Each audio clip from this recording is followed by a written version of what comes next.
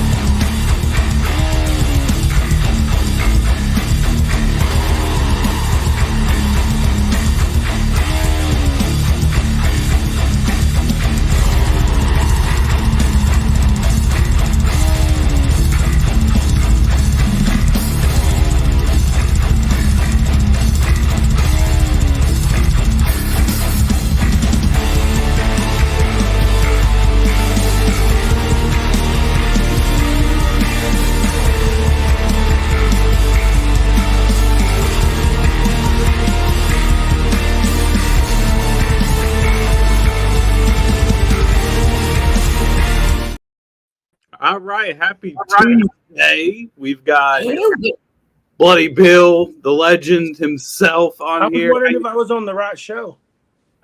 Yeah. I opened my big fucking mouth on the last episode that we had, and I got stuck with having to wear the Gizmo onesie tonight. Oh, okay. Yeah, I reminded him. I didn't want him to forget. I thought it was like a furry episode or a furry dating site or something. I knew this was going to happen. I was like, this is the worst episode for me to have to wear the Gizmo one. What did you lose a bet on? Football? No. We had another guest, another band on last week, and one of their questions they got asked was, if they could something about a onesie. And I was like, well, I got one. I've got a Gizmo onesie. And she was like, you should wear it. And I had been drinking a little bit. So I was like, yeah, I'll wear it. Yep. And here we are. And here we are. Yeah. I didn't want him to let his fans down. So I just wanted to make sure that, Yeah, I mean, you'll get a lot of those furry people logging in tonight on this one. But so will I, too. Look at me. I look like one of those Paul Bunyan mascot characters or something. Look at the head. Well, I mean, you're probably like ran ragged because, damn, you've been playing with your band and working on your Indiegogo for the next Circus of the Dead film, and not to mention just old as shit. But I was gonna say too is my I got two mini Aussie healers, one of them tore his ligament, his ACL the other day, right, and that's very traumatic. And we're waiting for the operation, and he pulled the other one because he saw a squirrel outside. He took off out the doggy door before we could catch him, and then he tore both of his ACLs like in a matter of 3 days. Oh shit! Yeah, he's got to have surgeries, but they got to do it on separate times. So I just feel bad for him. I care more about pets than people. I hear you. I got some pets of my own. I understand that.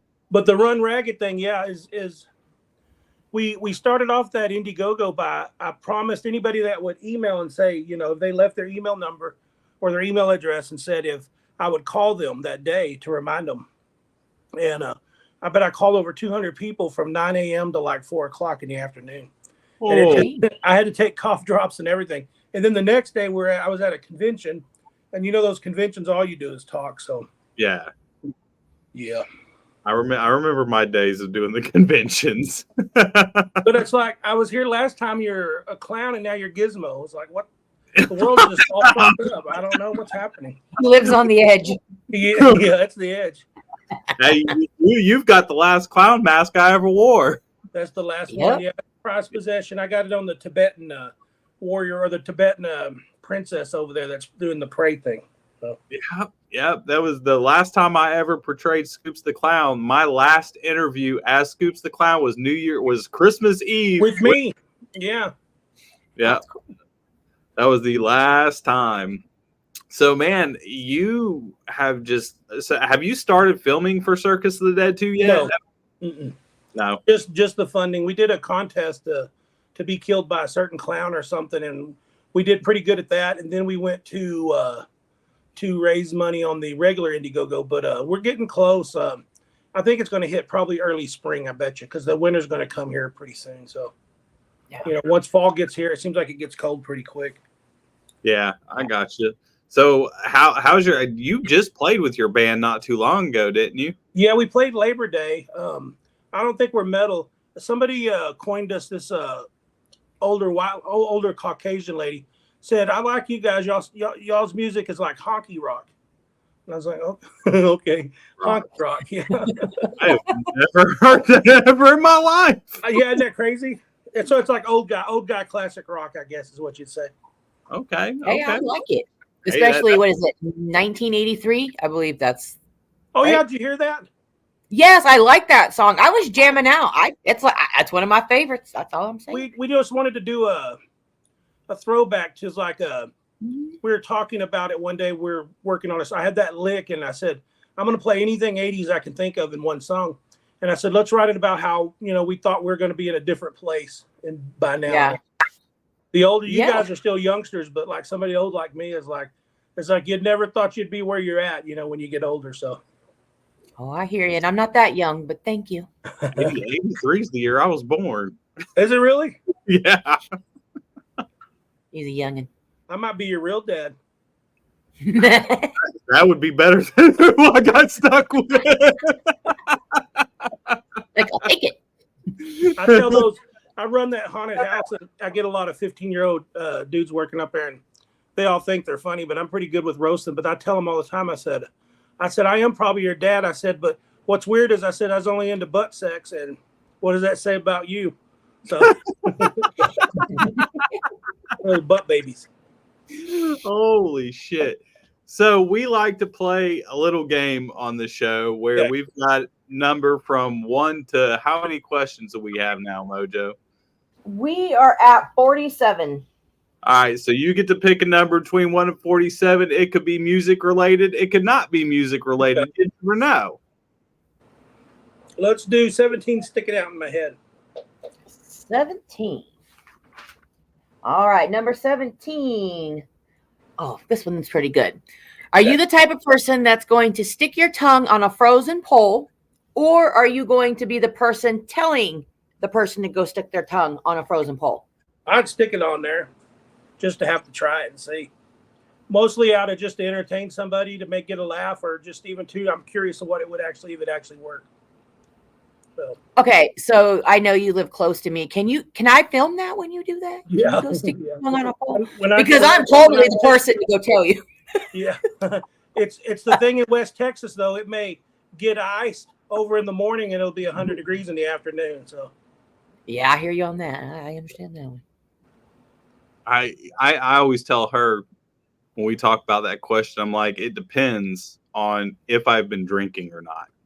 If I've been drinking, most likely I'd be the one to stick my tongue to the fucking pole. yeah. And it depends what kind of pole you're talking about, too. Oh, Not a yeah. stripper pole. I ain't. No. That's not safe. I'm gonna pass on that. Oh god. No, Who knows? pass on that. All right, what you got next, Billy? I think I got some surprise. Well, I guess I can't say yet until the contract sign. I'm not going to say, but there's maybe a big music star signing up for Circus of the Dead. Too. Really? Ooh. That's exciting. I'm sure they started in the late 70s, but they definitely would be considered an 80s band. Well, I mean, that's fine. I love it. Nice. Yeah. I mean, I still like listen to these stuff. So we'll see. We'll see if we can make that deal happen. I hope. We got a David Howard Thornton, Art the Clown, to come be in the movie. So I've seen that. You remember how I used to have that ongoing battle with those guys? Yeah. Yeah, it was always for fun and stuff. But I met him, the director and writer Damien Leone, and David, and they're just freaking good dudes, So I'm happy to get to work with them too. So. Oh, I'm sure. So oh God, I can't wait to see what you do with that. I can't wait. If y'all have not seen Circus of the Dead, the very first one, go fucking watch it. Is it still on Tubi? Yep. It's on Tubi. They even got it on YouTube now too. But I tell everybody be careful because if it's not close to an hour 45, like on YouTube they got it at an hour 30. So I'm thinking they must have cut a lot of stuff out of there. Yeah. And they probably cut the good stuff if you ask me. Oh, I'm they probably cut out the fetus on the umbilical cord. Yeah, probably the clown wang and doing the head and masturbating at a window. But I could go on for days. Mojo's like, what? You just have to. Yeah, Mojo. Here's the thing, though. Mojo is like, It sounds cheesy and hokey, because that was the whole thing when people put out clown movies and stuff like that. But my goal was to say, what if I made one but kept it more serious, kind of like Captain Spaulding's approach? You said, hey, what if it was just happened to be their day job as being clowns, but other than that, they're like serial killers. So I took that approach, even though I say funny things and about the movie, describing it. It's actually a pretty serious movie with just very dark humor. So yes. Yeah, very. But it's I think anytime I do it, it's like writing a song or something is the simplest thing will start it off. And like Dollboy, you see this mask with the cowboy hat. Now he's not supposed to have a cowboy hat, but that's my old Bloody Bill hat. But that's Dollboy. And that short, the dude in the thing is he was more worried about his watch than living. So it's like, it's basically if you put material wealth before, human life isn't good. And in Circus of the Dead, it's if you take your family for granted or take your life for granted, because it could always get a lot worse no matter how bad it seems. So that's what Circus is about. Yeah. It's definitely true. I saw the trailer for the second one. I was digging that. That's the new one. I mean, that's the old one. Yeah. So that's part one. Yeah. So the new one will all look 10 years older. Okay. And I guess some of the clowns might have a walker or a wheelchair. One of the little scooters. Right now it's looking like it picks up 10 years after the last one is what I'm playing with. Yeah.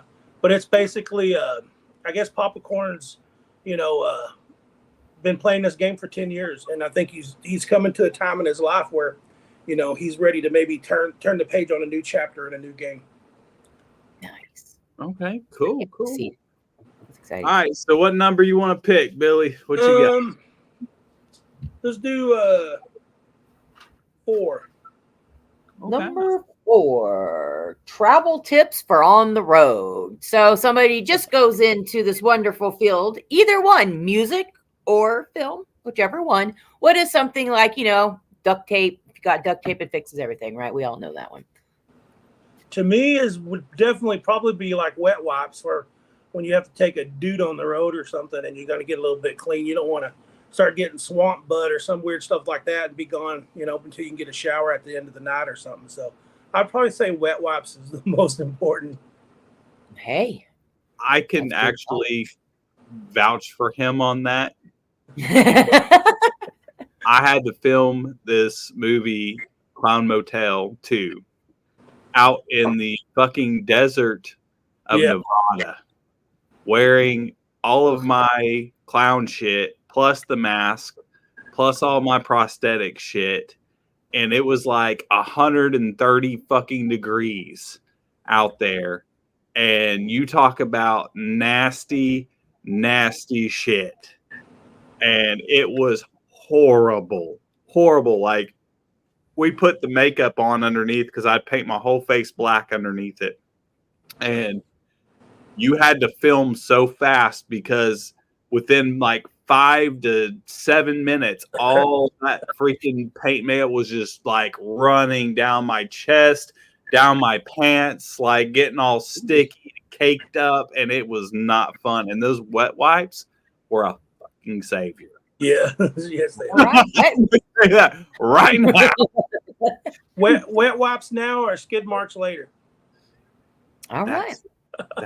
Yeah, it was Put that on a sign. But you can say too, though, is like I said, that's why I don't think clowns would be proper desert warriors, because No. you need to be in shorts or something with one of those boonie hats on to keep the sun and stuff off of you. So clowning isn't good for the desert. No clowning around there. It was absolutely not. Absolutely not. All right, so I got a question for you. Yes, sir. Before we jump back into the number game. What is the absolute worst food you have ever had on the road? I should know this because I always feel like I'm Gordon Ramsay every time I go somewhere. I'd really criticize shit really bad. Let me think about that a second. I don't know, Kelly, do you remember anything I hated to eat lately that like I freaked the hell out on when we went out to eat or something? What? No. Yeah, she said at home, yeah, but out to eat, I'm not sure. We've been trying recipes. We try 2 or 3 new recipes a week, and sometimes one's good, but sometimes they're not. And especially you do like a rice thing, and the rice don't get cooked, and it's like hard and things. Yeah. Like that. But I think on eating, I've been living poor since the COVID thing. I just kind of kept it where I only eat out maybe once a week or something. So, and it's usually to the old standard, old mom and pop Mexican food place. I don't know. I mean, I went to Wendy's one time and got a raw hamburger. That was Ew. but yeah, and I ain't even talking rare. I'm down with rare. That's cool. No, it was like raw. It was still had Raw. ice in the middle. Yeah, I think they messed up and put the wrong one on or something. See, for me, it was gas station sushi. Oh, I know better than that. I wouldn't do that. I didn't choose it. Like, I was traveling with a band, and I think I was in like my mid 20s, and Yeah. I'm the only guy in the band that knew how to change a tire. Uh, The tire went flat on the trailer. So I was like, I'm going to fix the tire. Y'all go in and get food. Just bring me something back. yeah. So they went in and they come out with all of this sushi. Well, I didn't fucking think anything of it because it was like a little there was a bunch of stuff all around the gas station. There was other restaurants and stuff like that. So I figured they walked to one of the restaurants, ordered out, and Yeah. brought it back. So I get in there, we eat that. We got to our hotel room that night. We had a dude shitting in the sink, shitting in the toilet, shitting in the shower, and a dude out on the balcony shitting in a flower pot. The gas Did station. you have sushi- wet wipes? Yeah, did you have wet wipes? No, we did not. It's got a shower present on that one afterwards. But see, gas station sushi, you don't choose it; it chooses you. That's like a horror movie. It is. Yeah, it was a horror movie that night. My friend, It was. there's a local filmmaker, Jake Perry, made a movie called Tapeworm Z, and that's how his starts. Is somebody buys a gas station sushi and they get a tapeworm, and that's how that horror See? movie starts. So, but he makes Trauma seem like it's Academy Award winning. But I kind of feel like I need to watch this now. he got on Tubi recently, Tapeworm Z, and I'm in it, and my girlfriend Kelly's in it, and I think my dogs are in it too. Believe it or not, they did really good. They did better than I did, so they act better than I did. So, Okay, hey, that's a plus. That's a plus. It's all right. but you if you get through it though, I'll give you a cookie for sure. I could probably get through it because I was a big fan of Trauma back in the day. Yeah, we'll catch back with me after you watch it and send me a text. And I've made it, and I've made it through the film Street Trash numerous times. All right. So I think I could do it. Somebody was saying Greasy Strangler was a bad movie. That's like one of my favorite damn movies that ever been made. Y'all watch that one? See, I know about it, but I've never watched it. I've Man. heard about it a million times, but I've never watched it. I don't know what it is about it, but it's like it's a better Trauma. I mean, it's like freaking awesome as shit. It just had heart. I mean, it's funny and goofy, but it's like it's one of the most honest, heartfelt movies I've ever seen. Same thing with what was that one? Psycho Goreman. I love Psycho Goreman. Yeah, but you see what I'm saying? Like that's a special damn movie too. And that little girl in that movie stole the damn movie. She was awesome. Yeah, I loved Psycho Goreman. Absolutely loved it. Loved it. Everybody made fun of me for it because I like talked it up and I talked it up. Yeah. And everybody was like, it's like a fucking R-rated version of Power Rangers. And I'm like, there. I still fucking like it.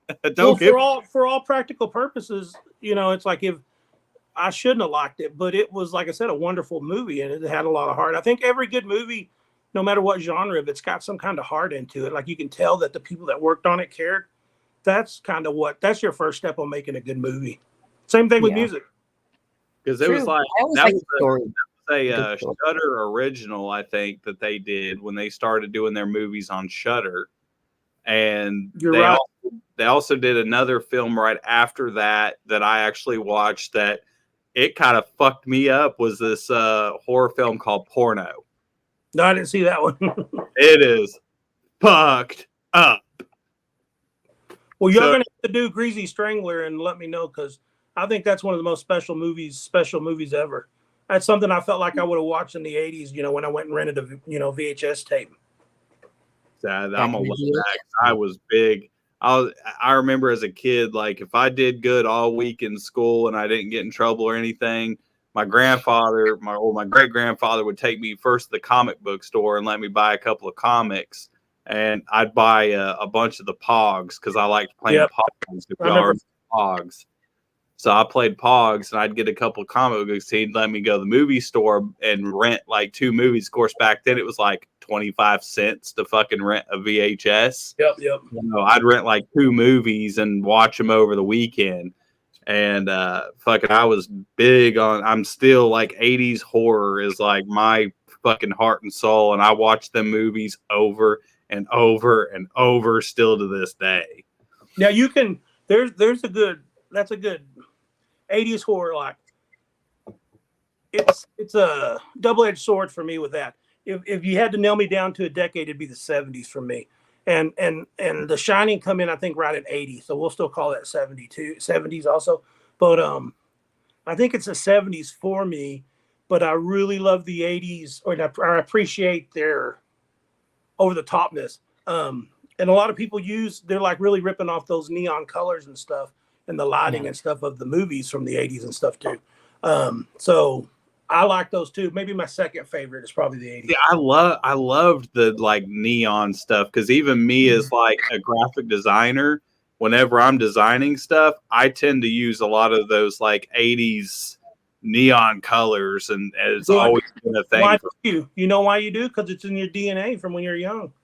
You know what I mean? All this stuff. It's like they go, Tarantino steals stuff from other movies and stuff. I go, no, it's just in his DNA. You know, it's like that. My name is Buck and I'm here to fuck. That Robert Englund said that in Eaten Alive, and Toby Hooper's Eaten Alive in one of his first roles. So it's like he borrowed that from, Toby Hooper. So it's like everything's been around. I don't think anybody's ripping anything off. I think it's just in our DNA, kind of what we grew up on and stuff, even musically and everything. Yeah, because musically back then they used a lot of that like 80s synth wave was in all of it. And I love 80s synth wave. Like I know that a lot of people are like, what, really? You? Okay, yeah, I'm mainly a metalhead and rock, but I do like 80s synthwave, and I actually do side projects of writing my own 80s synthwave stuff. And I love it. And to me, it was so cool. Like it added to the whole element of the movie, and you could get all kinds of creepy shit out of the synth and everything else. And yes, it was cheesy, but I love that shit. I guess that too. Carpenter did that in '78 with Halloween. Right. And you're right, though. It just changes it. Somebody is asking me if I would do that. It's just I've seen it so much now than people doing it that I think I'd purposely steer clear in circus. But anytime I get somebody to do or that wants to do circus, they want to do like Calliope or something for me. And that's a big no-no for me. It's like, I don't want that stuff in there. I want to do something different. So I'm kind of leaning towards either old, really, 20s or 30s music, big band and stuff like that, jazz or stuff, or, something strings, like maybe in like The Exorcist, like, piano strings, being scraped or whatever, or violins and cellos and stuff. So I feel like that's where I'm leaning for part 2. Yeah, is that stuff. So how do you decide on what kind of music to use in your films? My gut tells me. It just tells me. It just knows it needs something, and what it feels is like, making music and stuff is okay to me, but like making movies is on a different level, because it's like I see it when I close my eyes, I see it when I fall asleep, I just see it all the time in my head, and I play it out. Is like, I think one of my big, I wouldn't call it a downfall now because that's what I do for a living, but is I would kind of script everything in my head, going to school the next day, or talking to a girl, or, trying to get some people to like me when I was younger, because I guess being insecure or something like that sent me to there. But it kind of made me a director before I was ever a director. So it's just scripting everything that happens all the time on everything. That's how it happens. And Circus of the Dead is, Popcorn was me and my co-writer Lee Ankrum, who actually passed away a couple months ago. But that was us and our alter egos and stuff. And so is all the clowns. The clowns are a part of all of us. But it's like, I was thinking today and talking to the girlfriend that I said, sometimes it's like maybe the ending of that Circus of the Dead should be me waking up and this was all just some kind of weird, or heroin thing or something that I've been going through or something. Because that's what it feels like. That's what's cool about that movie, is it is just kind of, somewhere in a mental institute in somebody's head. I know watching it fucked me up the first time. I was just like, I was blown away, because like I remember finding Circus of the Dead on accident one day, and I was home. Actually, I think I just got back off a tour, and I was home, and I was just scrolling through, Tubi, and I seen Circus of the Dead pop up, and I was like, that looks pretty legit. And then I watched it'll play the trailers or whatever. So I watched the trailer, which is how I met Billy. Now, I've known Billy for years now, y'all, but I watched the movie, and I was just like freaking out over it and telling everybody, like, you have to watch this movie. You have to watch this movie. So I reached out to Billy and was like, you want to come on my show? He's like, fuck yeah. And then we've been friends ever fucking since. But yeah. But if I knew you were going to be in a Gizmo onesie, I'd have changed my mind. Oh, come on. It adds to the flair. Yeah. If you go back to that too, if I remember correctly too, you're going off about how much you loved Oberst in the movie and stuff like that too. Mm-hmm. There's the thing, is like, if I'd have made that movie without Bill Oberst, I don't know that it'd been the same, because Bill Oberst is something freaking special. Yeah, he was like, watching him, he was like one of my idols as far as like acting idols was concerned. He was one of my idols. So when I seen his name pop up, I was just like, I gotta watch this shit. It's got Bill Oberst Jr. in it. I have to watch this shit because I love Bill Oberst Jr. Because it doesn't, whatever he's in, the dude could be in a Chuck E. Cheese commercial and he'd be good. He's good at no matter what he does. But is the stress that comes from my situation is, I don't want to give somebody like Bill a bad role or nothing. So it's like, it really takes a lot to put in something special to make him, because he's the most generous person. Even if I wrote garbage, I don't think he would say nothing. But I'm saying he's like a racehorse or a damn Porsche that goes 1,000,000 miles an hour. You don't get them just to cruise around the school. You get it to open it up on the highway. So, give them that stuff. I tell people, anybody that's going to hire him is like, write the dude some good stuff and let him do what he does best. Yeah, I agree. All right, pick you a number, Billy. Let's go. Let's do 47. Number 47. 47 would be bad, because by then you're like saying, I don't even know anything else to put on here. No, I just keep adding every week. It just keeps going, and there's more and more. It just gets bigger. All right. So after the show and you get home and you got to relax, right? It's always hard for me to just wind down and go to bed right after everything. what are some things that help you out to kind of calm that mind down, get you in the woosah kind of? Probably weed. It's like, because usually now at this time I'm so freaking hurting. You know, my feet are swollen. I just feel like shit. It's like in the old days, you know, it'd be a cold glass of Dr. Pepper on ice. But these days, man, I feel like I got run over by, you know, a bulldozer. Right. So I think that's it. I think that's what I would do. Is like, I'm just glad it's over with. And you know what? Sometimes it's not even the damn playing. It's like when you're a po' boy indie band like me, it's like you're usually doing the best you can to lift your damn amps and move your equipment. And that's the hardest part about being old and playing in a band. They're not light. I can tell you that. No, they ain't light. I'm thinking about switching to those. I see these metal guys go up there and they just plug in this board and they plug in little amps or nothing. Yeah. Yeah. It's either a rack unit or they already, like with me, because I play in a metal band. All of my stuff, like all of my pedals and everything, are electronically put on my laptop. There you and go. I just took the laptop straight into the PA and poof, off we go.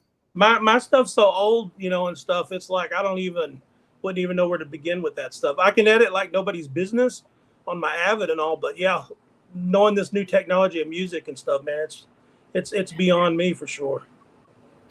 Keeps getting better and better and better. I was gonna say you should add if I give you a question, your 48 is out of all in movie history, what movie character would you want to be most in life? Okay. Yeah. All right. I'll put that in there. Number 48. Actually, she does have one very similar to that, and I'll just go ahead and ask it. If you had a superpower on stage, what would it be? Oh yeah. Well, I would just right now. I just wish I'd never aged and got old, so I could still be like young again. Because have a young. Ever since that cancer deal and everything, I've just felt like I just lose more and more every year. You know, I just get tighter and tighter. So I just wish I had my youth. I got a 15-year-old stepson here, and he's like a never-ending Energizer battery. Well, you know, I say that, but he went and played. He played bass in Corn-Fed Cadillac at the fair. And he is pretty tired and wore out too. And he's one of those that dance around and does all that, you know. And I don't think I could even if I had the energy. But yeah, he'll do that. The more he dances around, the more he messes up. So he learned doing this with us old guys that sometimes you got to concentrate on your stuff and then do your moves. So yeah. So I guess maybe never aging. Nice. Maybe never aging. Yeah. That would be nice to have, definitely. What was his name? What was that character? Dorian Gray or whatever? Yes. Wasn't he a vampire or some shit? No, I think he was just immortal unless he looked at a picture of himself. That's right. Yeah, he just couldn't look at the picture of himself. And other than that, he was like absolutely immortal. I have a hard time looking at myself in images too. It makes me sick. It's not that bad, really. All right, what's your next number? Let's go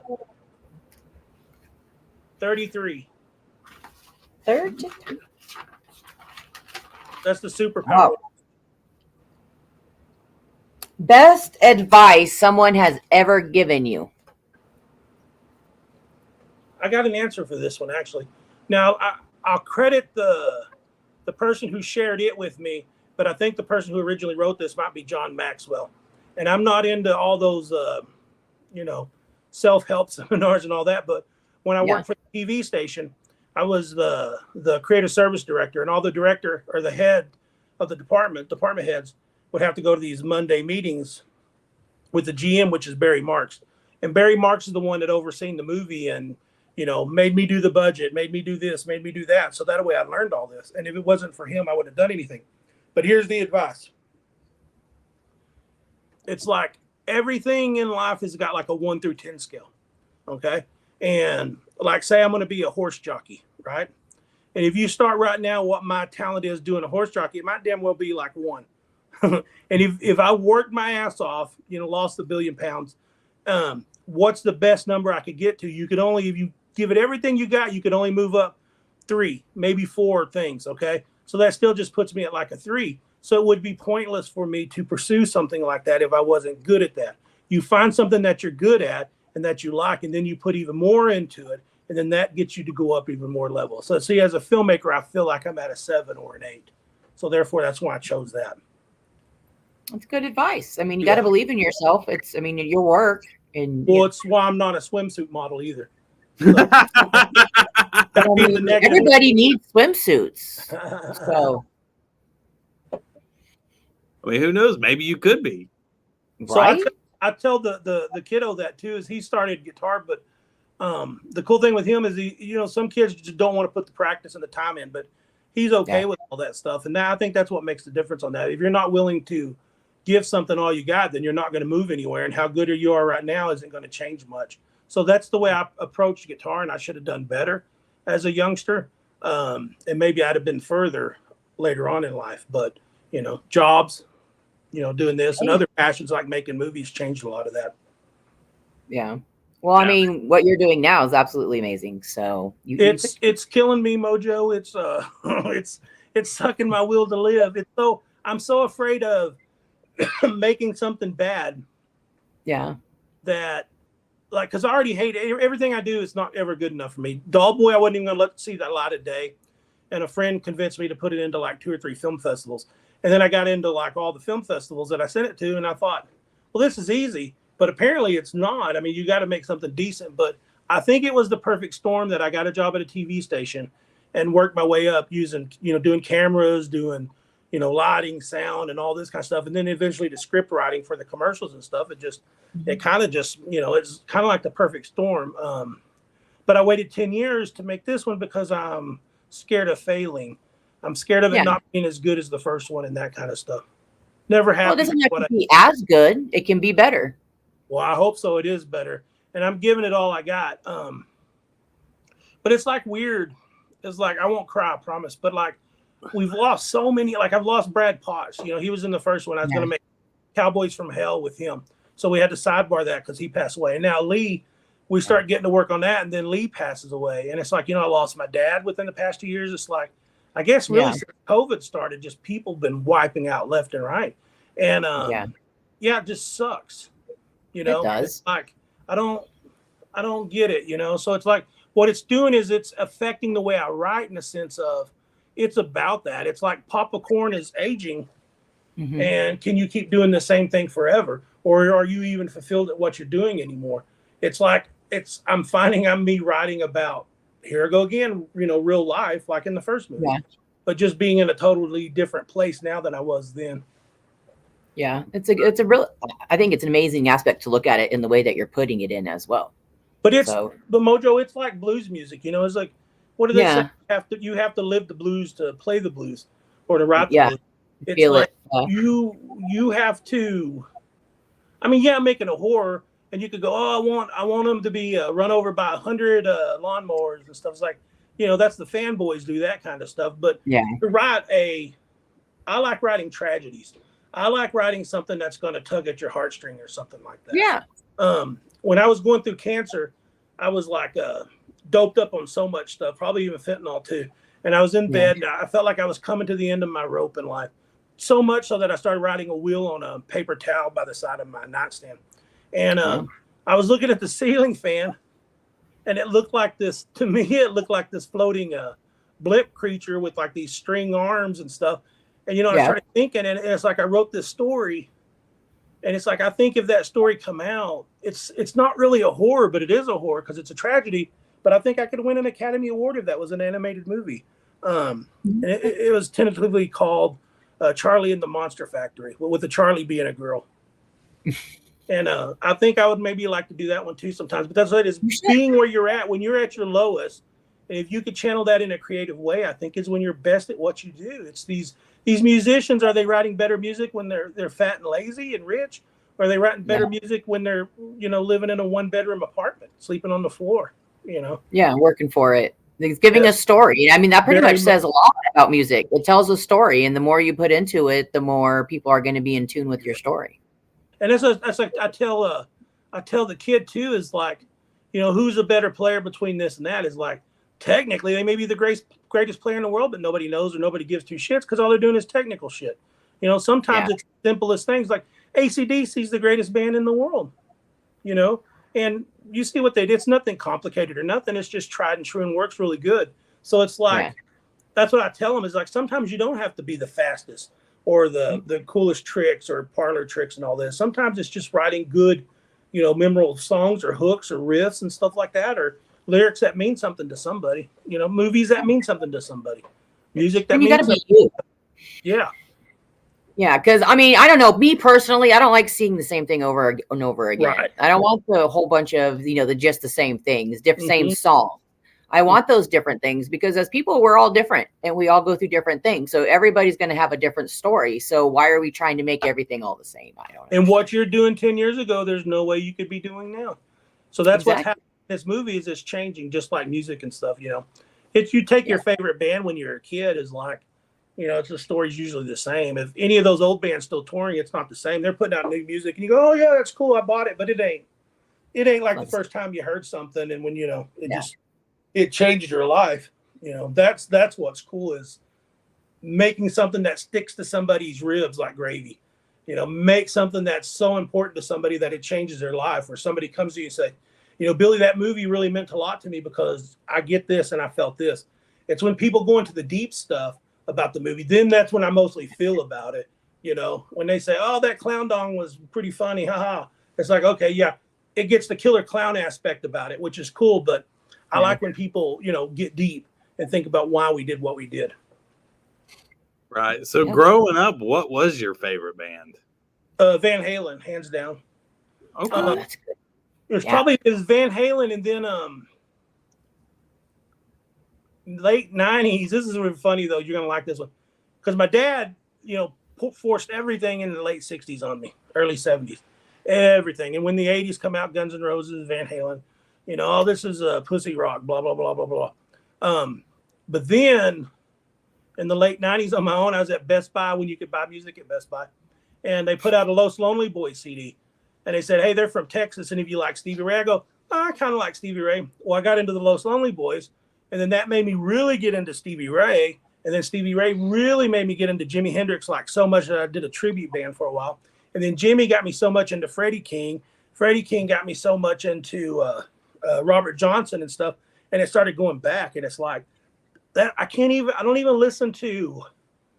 At night when I go to sleep, I put on Robert Johnson or Son House or stuff like that. Or things I haven't even heard about, Big Mama Thornton and stuff. And that's where I'm at now. It's like, I don't know what it is anymore. It's just, I don't know. As I tell that kid all the time, I know he thinks I listen to weird stuff, but he started off liking one thing too. And now he's coming back down. He's hitting the Van Halen stuff and all that and the Black Sabbath and stuff now. But it's like, I think if you really dig into music, it kind of just takes you on a big old journey of kind of all over the world musically. Yeah. Did for me. I mean, I remember my first that even made me want to be a musician was actually Motorhead. Yep, there you go. It was the very first time because I was an MTV kid. Grew up watching MTV. I didn't watch no other fucking television station other than MTV 24/7. I lived and breathed MTV, and the very first time I ever seen the music video for Ace of Spades, I was fucking sold. And I remember going to get, you know, whenever I went to go get my first instrument, I was like, I want bass. Yeah. I'm like, really? You don't want to play guitar? You don't want to play drums? I'm like, fuck no. I want to play the bass. Yeah. When I first saw that video, all I could think about was that big giant fucking Abraham Lincoln mole on his face. And I was thinking, well, I just like going there.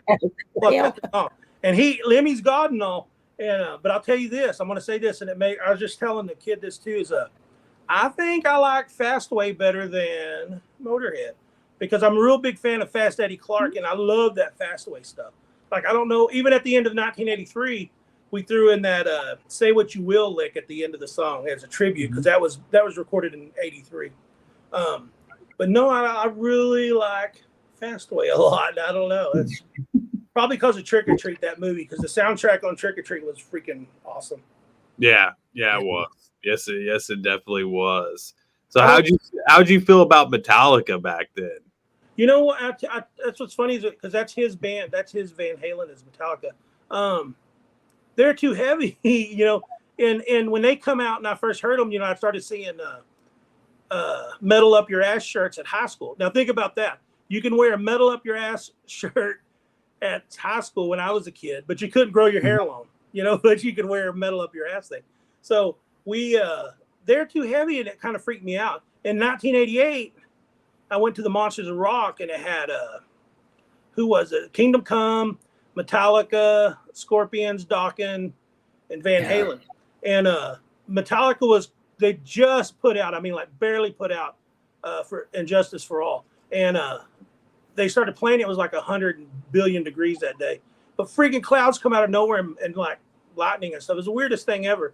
And they're so, you know, hungry and young and stuff back then. But I was like, I don't understand what anybody says, you know. It's like, I wanted to be John Bon Jovi and Eddie Van Halen then. I didn't get the fact of the music aspect. But do I respect them now? Yeah, and that old stuff is freaking phenomenal too.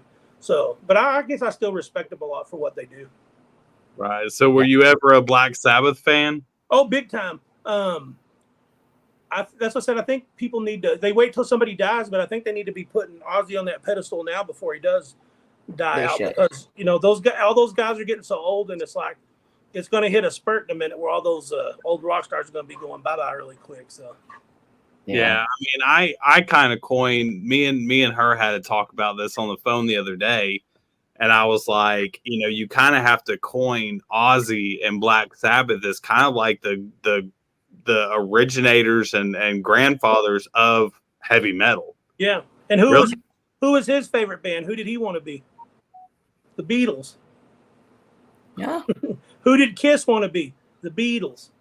You they all wanted to be Beatles. Yeah, but they wanted to be Beatles, but they found their own sound, and then did the thing. And if they didn't find their own sound, they would have never been who they were. I mean, Kiss gets knocked a lot too, but some of that early Kiss stuff is pretty good.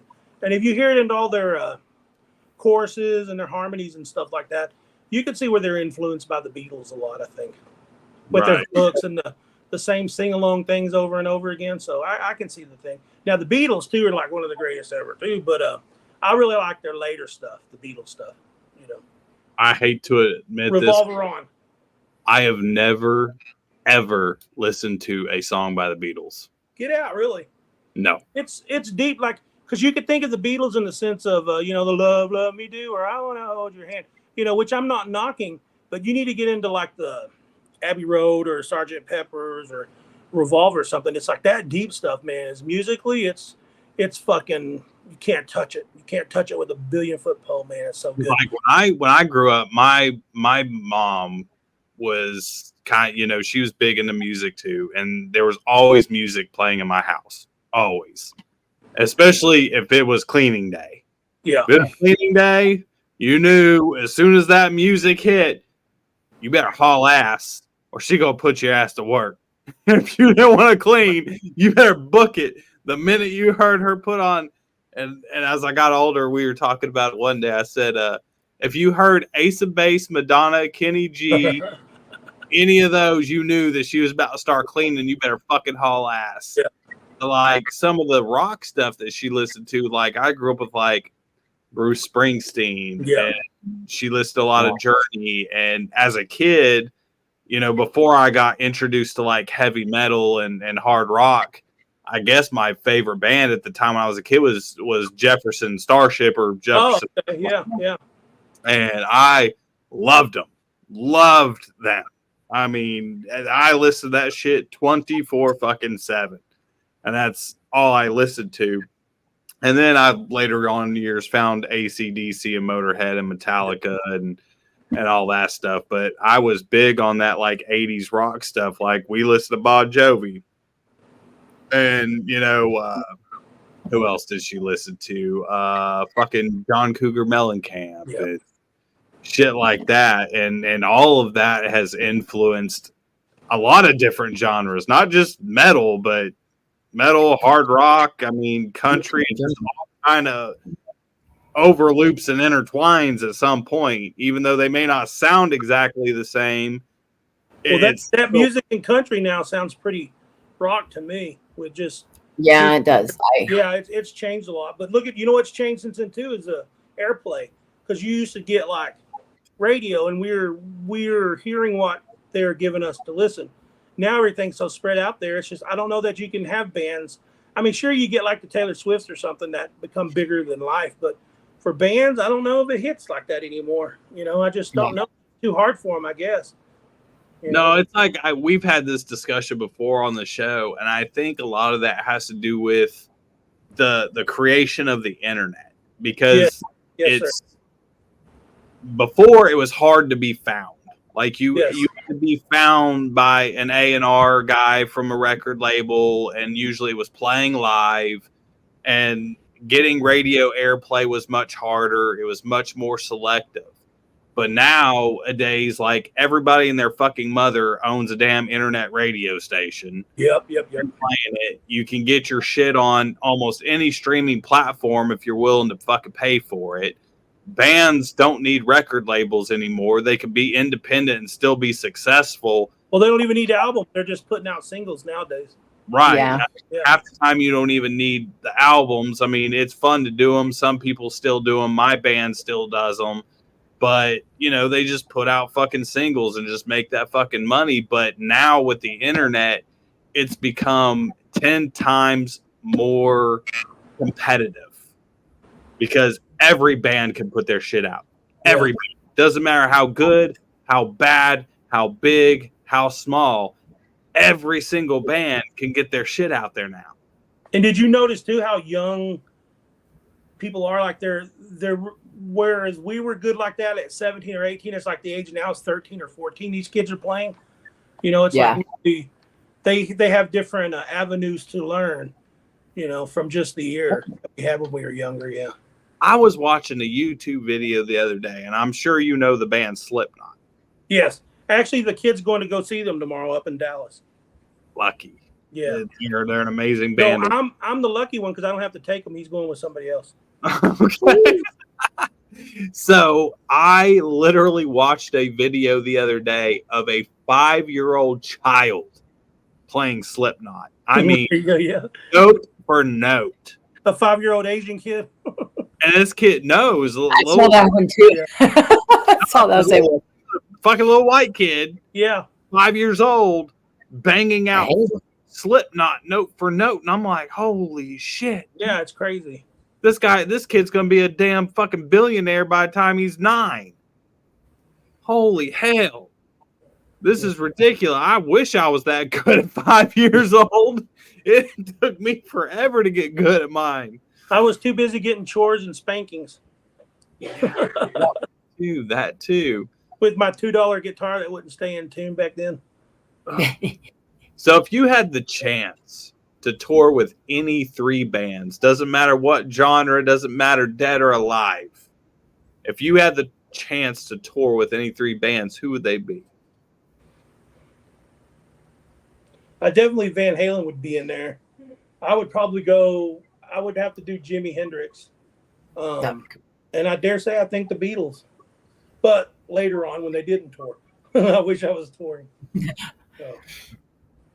Okay, fair enough. But if you notice who wasn't on that list was Corn-Fed Cadillac. So, well, no, you got to be on tour with. We're in the band. Yeah, fuck those guys. We were talking about that the other day. Is like the singer was saying that, you know, because the local radio station, we shared that 83 to them, and they're friends of ours up there, but they played it every day for like 3 weeks straight. And he said, well, what if this takes off? And I go, dude, what if it takes off? What are we gonna do? He's like, we're new nothing. They're gonna take off. It's a local radio station, and I don't even think people listen to local radio anymore. Not really. I was talking to somebody about that the other day, and I said, you know, everybody nowadays listens to just like Amazon or Spotify. They pick what songs they listen to, what albums they listen to. You know, if you pay for it, you don't have commercials. Everybody doesn't want to hear the commercials, and most of your local radio stations play the same 25 songs over and over on repeat cycle all day, every day. So, I mean, I know those DJs up there, and he was saying, he goes, well, there's a top 100 for classic rocks. And I go, oh, is it the same? He goes, no, it changes weekly or changes monthly. I go, why would you even do that? So that way they have to play what they think they have to play, because there's a list saying what you should play. It's like, that's not the way music should be. You know, that's why I don't want no part of that. On Spotify, I picked the weirdest things. Like I've been hooked on that new Slash's album, the Orgy of the Dead, and I talk a lot of shit about Slash because I think I could take them in soloing head to head. Watch them see this clip and go tell me to go fuck off. But but he's doing all like old blues remakes with a lot of famous people, and I said, God dang, that's just so much fun and cool and stuff. Because it's like I feel like that's where I'm going to end up is like what's his name? Howlin' Wolf or something, sitting in a chair with my electric guitar and just getting to sing songs because it's like, that's where I feel like I'm heading in life, is that kind of stuff. And I love it so much. That blues stuff I love so much. Yeah. Right. I think the only bluesy band I ever got into that I was introduced to was the Kenny Wayne Shepherd Band. Yeah. We had front row tickets to him, I guess, about a year ago locally here, and it was pretty dang cool. He puts on a good show. But there again, it's like, I feel shitty even saying this shit, but God dang, it's like, I don't feel like it's too far past anything I can do. And that's starting to weigh on me. You know what I mean? It's like the older I get stuff, it's like, I don't know. It's just, I get it. And it's not me being a hater. It's just my choices when I'm playing of choice of notes or choice of things and this and that. So I don't know. It's just, if you play long enough, you realize that, hey, you're pretty good. And if you play long enough, you realize, damn, I suck really bad. So, so now that we're at the end, where do you like to talk with, your fans? Where do you like to get them to go to? Is there anything you want to throw out them that especially like your Indiegogo right now? Yeah, I mean, if I was the fan and they wanted to catch up with Circus of the Dead, there's an official fan group on Facebook for Circus of the Dead. And like on this Indiegogo, I only put up secret perks on that page and that page alone. So if you're going to find some really weird stuff, if you go follow that side, and that's on Facebook. I do mostly Facebook. I'm best at, but I tried Instagram, tried a little bit of TikTok. I got reamed on Grindr, so I quit that. But yeah, I would say probably Facebook and on look for that official group. And unless you're just really weird like Gizmo up there, would probably add you.